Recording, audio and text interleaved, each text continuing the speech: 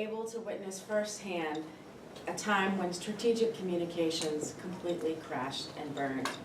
I was out with one of my closest girlfriends at a bar, and two men approached me.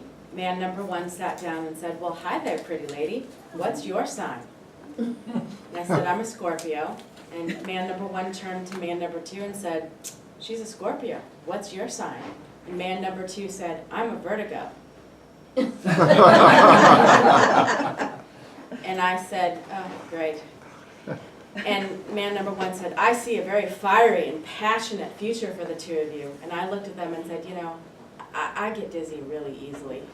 And thankfully, that was the end of that. So please tell us about a time when, even with the best of your strongest capabilities, your strategic communications from the word go just crashed and burned. Kim.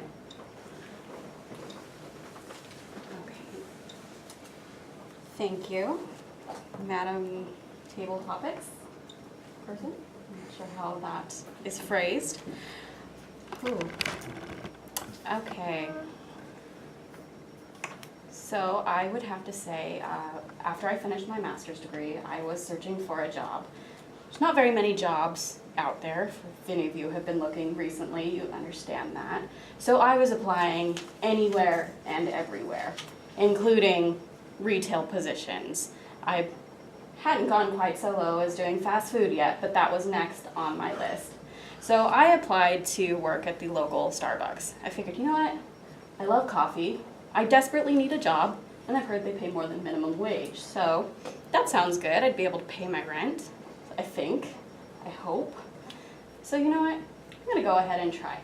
So I went ahead and I applied and I wrote this great cover letter about how much I would love to work for Starbucks and that it was like my life's passion to work for them. And I was like, yes, I'm so gonna get this. They called me in for an interview.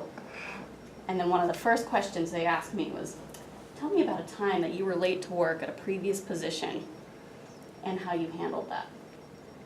And I told them the truth. I said I was late one time in my last job and it was my very last day because there was traffic. And I told the honest to God truth, and they did not believe me. So that was completely ruined the entire interview because I told the truth. And that was where my strategy failed, apparently. Thank you.